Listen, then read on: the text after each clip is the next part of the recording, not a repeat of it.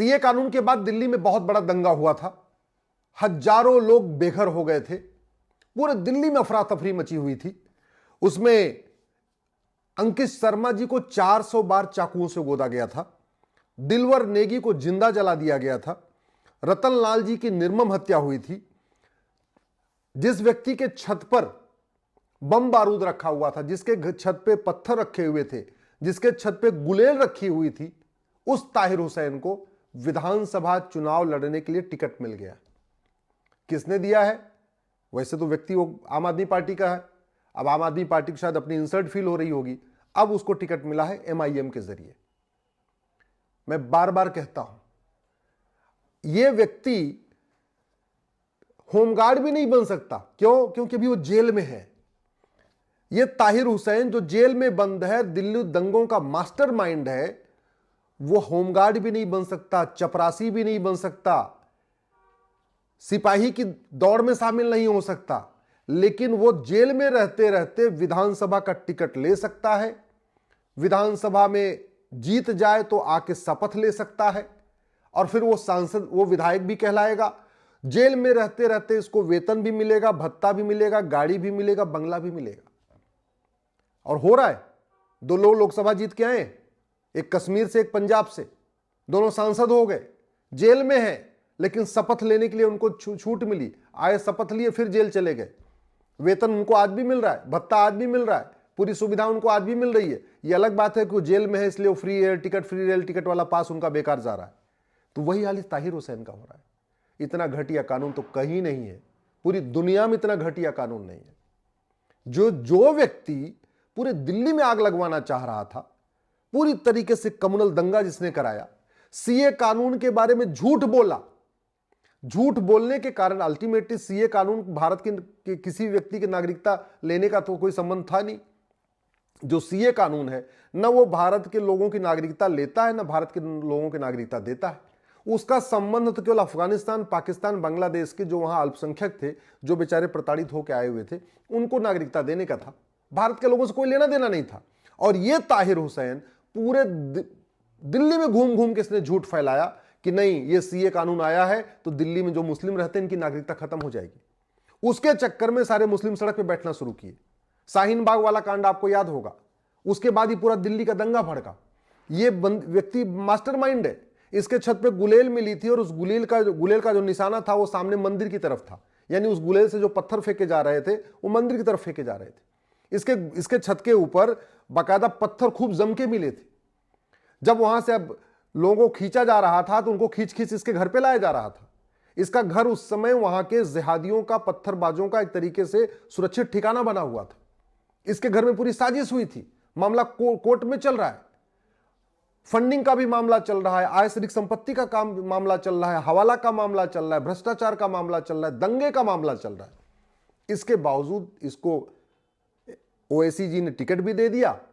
अब ये चुनाव भी लड़ेगा और अगर जीत गया तो माननीय विधायक भी कहलाएगा, माननीय कहलाएगा, पुलिस की सिक्योरिटी में आएगा, फिर शपथ लेगा। और शपथ किसकी लेगा? संविधान की शपथ लेगा कि मैं भारत के संविधान की शपथ लेता हूं कि देश की एकता अखंडता को मजबूत करूंगा। सोचिए जरा, यह दंगाई शपथ क्या लेगा कि मैं भारत के संविधान की शपथ लेकर कहता हूं कि मैं देश की एकता अखंडता मजबूत करूंगा, जिसने एकता और अखंडता को तार तार किया है।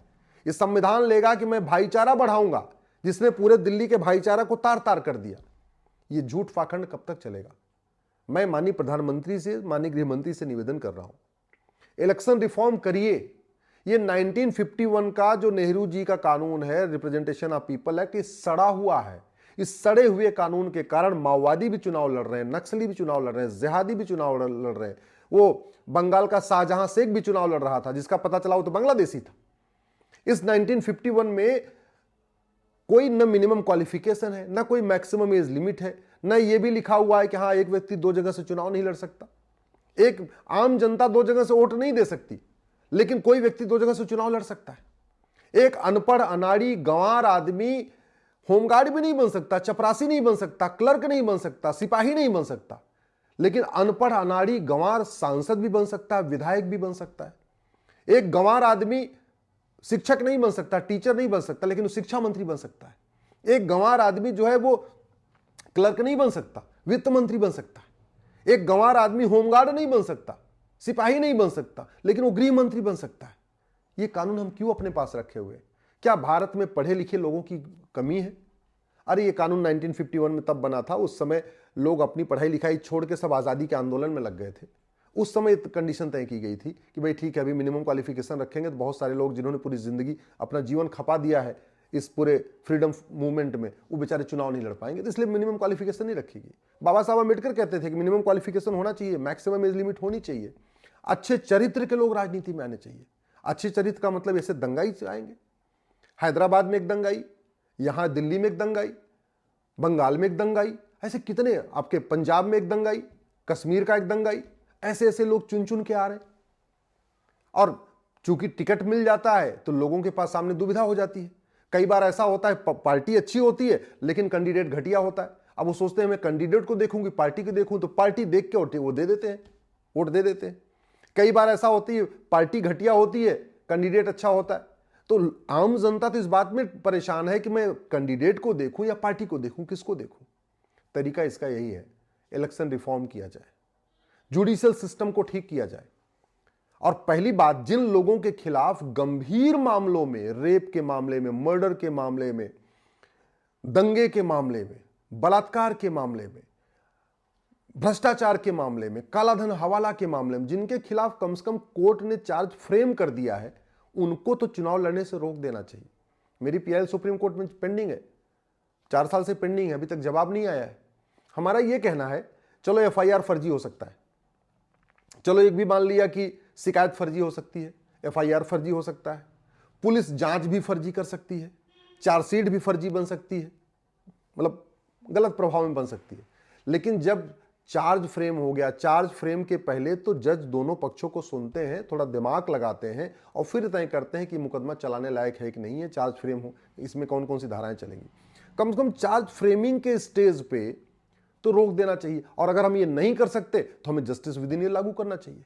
भाई 2020 में दंगा हुआ था, अगर 2021 में इस ताहिर हुसैन को सजा हो गई होती तो चुनाव नहीं लड़ पाता ना, सजा याफ्ता हो जाता, तो सजा याफ्ता लोगों के चुनाव लड़ने पे बैन है। और उसमें भी 1951 का नेहरू वाला कानून महाघटिया है। सजा याफ्ता लोगों के चुनाव लड़ने पे केवल 6 साल का बैन है, और सजा याफ्ता तब जब उसको 2 साल से ज्यादा की सजा हो। एक आम आदमी को अगर 2 दिन की सजा हो जाए तो जिंदगी में कभी सरकारी नौकरी कर ही नहीं सकता।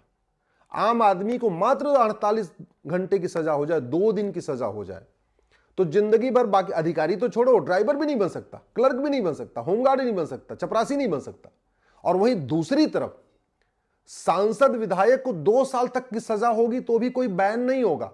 जब 2 साल से ज्यादा की सजा होगी तो बैन कितना होगा? मात्र 6 साल का, मात्र 6 साल का। ऐसा अत्याचार हम क्यों आगे बढ़ा रहे हैं? इसलिए मैं कहता हूं, अगर भारत को बदलना है तो केवल अंग्रेजी कानूनों को नहीं बल्कि कांग्रेस के कानूनों को भी बदलना पड़ेगा। अंग्रेजों ने तो सारे के सारे कानून भारत को बर्बाद करने के लिए बनाए, सारे के सारे कानून डिवाइड एंड रूल के लिए बनाए, लेकिन कांग्रेस ने कोई ढंग का कानून बनाया नहीं।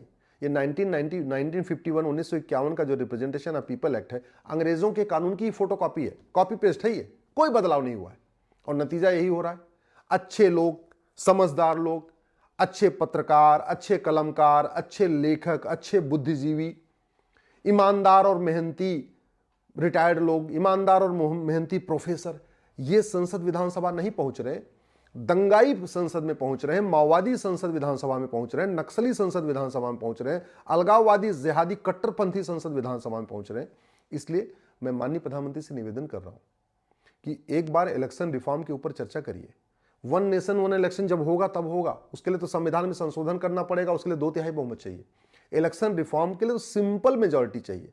मिनिमम क्वालिफिकेशन तय करने के लिए 2/3 बहुमत नहीं चाहिए, मैक्सिमम एज लिमिट तय करने के लिए 2/3 बहुमत नहीं चाहिए, भारत में जस्टिस विद इन ईयर लागू करने के लिए 2/3 बहुमत नहीं चाहिए, नार्को पॉलीग्राफ ब्रेन मैपिंग कानून बनाने के लिए 2/3 बहुमत नहीं चाहिए, सब सिंपल मेजॉरिटी चाहिए 50, और सिंपल मेजॉरिटी है। पुलिस रिफॉर्म सिंपल मेजॉरिटी से हो जाएगा, जुडिशियल रिफॉर्म सिंपल मेजॉरिटी से हो जाएगा, आपका एडमिनिस्ट्रेटिव रिफॉर्म सिंपल मेजॉरिटी से हो जाएगा, एजुकेशन रिफॉर्म सिंपल मेजॉरिटी से हो जाएगा, टैक्स रिफॉर्म सिंपल मेजॉरिटी से हो जाएगा, एग्रीकल्चर रिफॉर्म सिंपल मेजॉरिटी से हो जाएगा, एडमिनिस्ट्रेटिव रिफॉर्म सिंपल मेजॉरिटी से हो जाएगा।